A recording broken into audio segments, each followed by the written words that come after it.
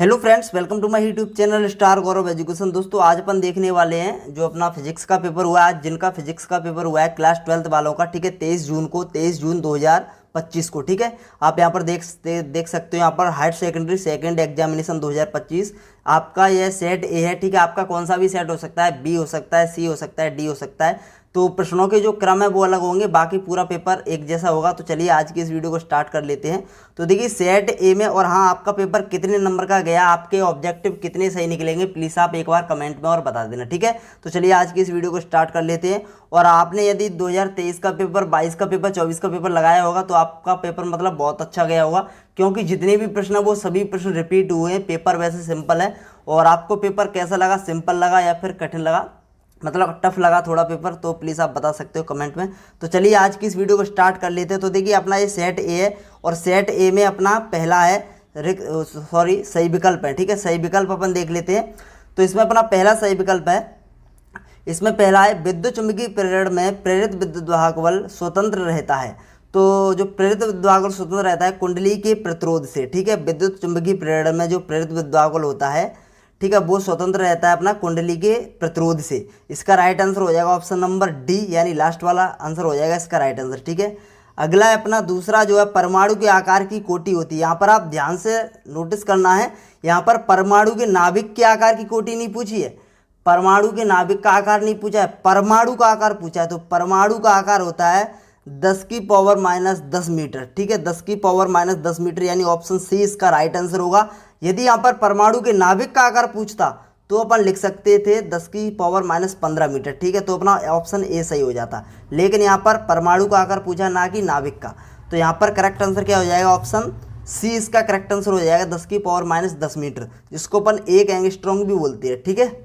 चलिए अगला जो अपना प्रश्न है, तरंग सदिश के परिमाण का समीकरण क्या होता है। तो तरंग सदिश के परिमाण का समीकरण होता है k equal to 2 pi upon lambda, ठीक है। इसका यह जो करेक्ट आंसर हो जाएगा k equal to 2 pi upon lambda, यह इसका राइट आंसर ऑप्शन नंबर 2। अगला यहाँ पर डी वाला, वायु का परावैद्युतांक। तो वायु का परावैद्युतांक सभी को पता है 1 होता है, ठीक है। धातु का अनंत होता है। तो यहाँ पर वायु का परावैद्युतांक कितना होता है, 1। इसका ऑप्शन बी इसका राइट आंसर हो जाएगा। चलिए अगला देख लेते हैं।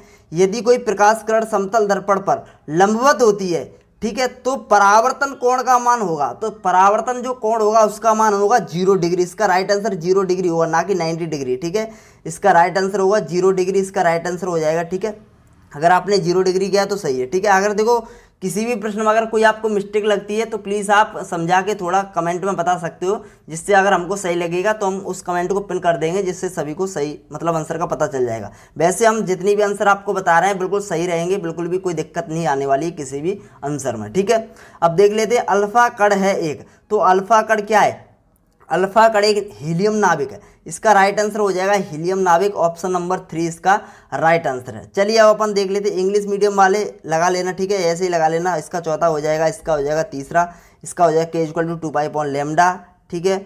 और यहाँ से अपन देख सकते हो इसका जो राइट आंसर हो जाएगा वो हो जाएगा 0, सॉरी, इसका जो राइट आंसर हो जाएगा वो हो जाएगा 1। वायु का पूछा है तो इसमें इसका राइट आंसर हो जाएगा 0, और इसका राइट आंसर हो जाएगा हीलियम, ठीक है, न्यूक्लियस। तो यहाँ पर आप देख सकते हो, आप दूसरे का रिक्त स्थान की पूर्ति कर लेते हैं। तो लेंस की फोकस दूरी, लेंस की फोकस दूरी डॉट डॉट रंग के लिए सबसे कम होती है। तो बताइए सबसे कम लेंस की फोकस दूरी कौन से रंग के लिए कम होती है, नीले रंग के लिए नहीं होती है, बैगनी रंग इसका राइट आंसर होगा, ठीक है। बैगनी रंग, बैगनी रंग के लिए कम होती है, ठीक है, बैगनी रंग के लिए कम होती है, ठीक है। आप इसका बैगनी रंग अगर आपने किया है तो अपना सही है, ठीक है। अगला धारावाहिक प्रणालिका चुंबकत्व की भांति व्यवहार करती है। किसकी तरह, चुंबक की भांति, चुंबक की भांति व्यवहार करती है, ठीक है। किसकी तरह, चुंबक की भांति व्यवहार करती है धारावाहिक प्रणालिका। अगला है इलेक्ट्रॉन की खोज डॉट डॉट ने की थी। तो इलेक्ट्रॉन की खोज किसने की थी, जे थॉमसन। किसने की थी, जे थॉमसन ने की थी। किसने की थी, जे थॉमसन, इसका राइट आंसर होगा, क्या होगा, जे थॉमसन, ठीक है। अगला है विद्युत धारिता का ऐसा ही मात्रक क्या है। तो विद्युत धारिता का ऐसा ही मात्रक सभी को पता होगा, फेरेड। फेरेड होता है विद्युत धारिता का ऐसा ही मात्रक। अगला प्रश्न जो है ई वाला, वह विद्युत चुंबकीय प्रेरण की घटना की खोज किसने की थी। तो इसकी माइकल फेराडे, माइकल फेराडे इसका राइट आंसर हो जाएगा, माइकल फेराडे, माइकल फेराडे, ठीक है, माइकल फेराडे इसका राइट आंसर होगा। माइकल फेराडे ने विद्युत चुंबकीय प्रेरण घटना की खोज की थी। अगला अपना देख सकते हैं, धात्विक सतह को गर्म करने पर उसकी सतह से इलेक्ट्रॉन उत्सर्जन की घटना को क्या कहते हैं। तो ताप आयनिक उत्सर्जन। क्या कहते हैं, ताप आयनिक उत्सर्जन इसका राइट आंसर हो जाएगा। ताप आयनिक उत्सर्जन क्या हो जाएगा, ताप आयनिक उत्सर्जन इसका राइट आंसर हो जाएगा। ठीक है, अगर आपने ताप आयनिक उत्सर्जन किया है तो अपना बिल्कुल सही है।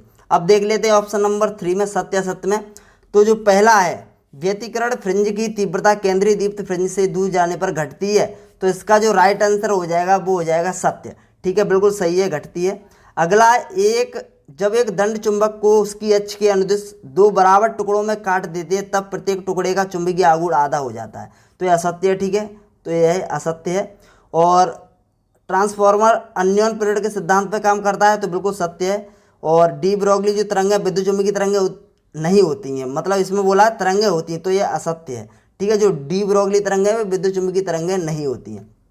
ठीक है, ओके, तो अपना दूसरा असत्य हो गया और चौथा अपना असत्य हो गया। और जो पांचवा है, पृथ्वी का विभव शून्य माना जाता है, बिल्कुल सत्य है। ठीक है, तो अगर आपने इस प्रकार से किए, दूसरा और आपका चौथा असत्य है और बाकी सब सत्य है। ठीक है, चलिए अब अपन देख लेते हैं सही जोड़ी। सही जोड़ी में अपना इलेक्ट्रॉन वोल्ट, तो इलेक्ट्रॉन वोल्ट सभी को पता होगा ऊर्जा का मात्रक है।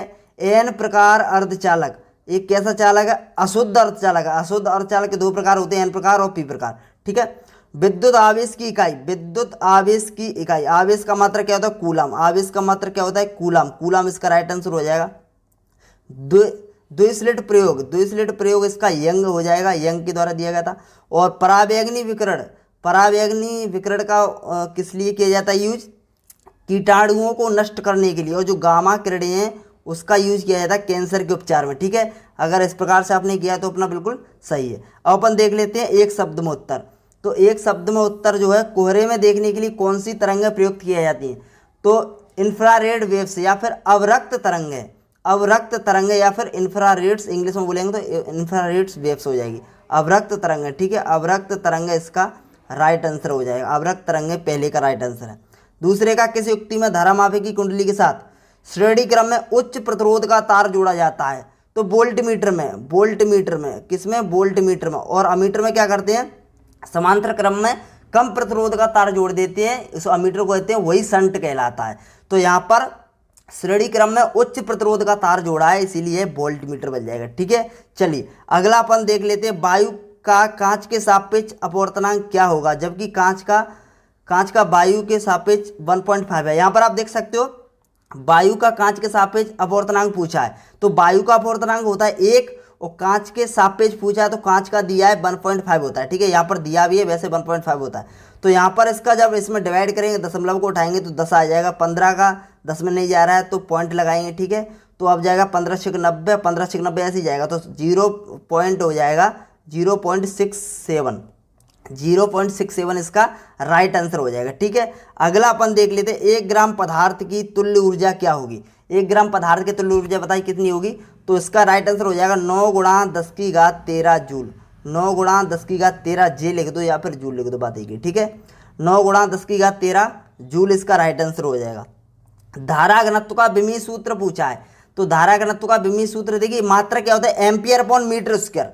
मात्रक इसका क्या होता है, एम्पियर अपॉन मीटर स्क्वायर होता है। तो इसका विमीय सूत्र वैसे बनाएंगे तो क्या हो जाएगा, AL−2 हो जाएगा, AL−2 हो जाएगा। ठीक है, इस प्रकार धारा घनत्व का विमीय सूत्र होता है। अगर आपने ऐसे लिखा है फिर भी सही है, अगर आपने ऐसे लिखा है, मान लो M0 L−2 T0 और A1, अगर आपने ऐसे लिखा है तो भी आपका सही है। ठीक है, आपने कैसे भी लिखा हो सही है, तो M L−2 लिखा हो या फिर इस प्रकार से लिखा हो, दोनों सही है। अब देख सकते हैं यहाँ पर 2 नंबर के प्रश्न, बहुत ही पेपर मतलब सरल आया है। देखिए कोई भी मतलब ज़्यादा कठिन प्रश्न नहीं आया इसमें। यहाँ पर आप देख सकते हो 2 नंबर के प्रश्न जो है, अमीटर वोल्ट मीटर में अंतर पूछा गया, धारा प्रत्यावर्ती धारा दृष्ट धारा में अंतर, विद्युत ध्रुव आघूर्ण की परिभाषा पूछी गई, आवेश का क्वांटीकरण का सिद्धांत पूछा गया है, प्रकाश की द्वितीय प्रकृति को परिभाषित करना है, संभारिक का डेफिनेशन पूछी गई है, चुंबकीय क्षेत्र की तीव्रता को परिभाषित करने के लिए पूछा गया, चुंबकीय क्षेत्र के गुण पूछे गए हैं। ठीक है, अर्धचालक पदार्थ को परिभाषित कीजिए, किन्हीं 2 अर्धचालकों के नाम लिखना है। सिंपल है, पी प्रकार एन प्रकार अर्धचालकों में कौन मतलब बहुसंख्यक होते हैं सर। ठीक है, जो हमने बता रखे हैं, आप पी में होते हैं होल, एन में होते हैं इलेक्ट्रॉन, इस प्रकार से। ठीक है, और 13वां प्रश्न भी यह न्यूमेरिकल पूछा गया है। यहाँ पर आप देख सकते हो 14वां वाला जो है आपका, यहाँ पर पूछा गया 2 समांतर धारावाहिकों के मध्य एक अंक लंबाई पर लगने वाले बल के लिए फॉर्मूला ज्ञात करना है।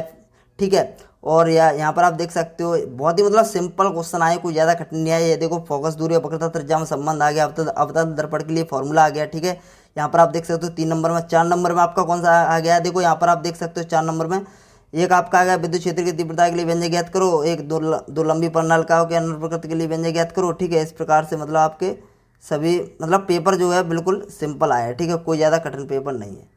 ठीक है, और यहाँ पर आप देख सकते हो जो अगला प्रश्न है क्रांतिक कोण, जो 19 वाला प्रश्न है, यहाँ पर डेफिनेशन पूछी गई छोटी छोटी। ठीक है, और यहाँ पर संयुक्त सूक्ष्मदर्शी के लिए पूछ लिया गया आवर्तन क्षमता का सूत्र जो है, और यहाँ पर पीएन संदीप डायोड का पूर्ण तरंग दृष्टिकार पूछ लिया गया है, और अग्रवनत में पूछ लिया गया पीएन संदीप डायोड की अग्रवनत। बहुत ही मतलब सिंपल पेपर आया, ज़्यादा कठिन पेपर नहीं आया। आपको मतलब आपका पेपर कितने नंबर का गया आप बता सकते हो कमेंट में। तो दोस्तों धन्यवाद, टेक केयर। वीडियो अच्छी लगी तो प्लीज़ लाइक कर देना, अगर आप चैनल पर नए हो तो प्लीज़ चैनल को सब्सक्राइब कर लेना। धन्यवाद।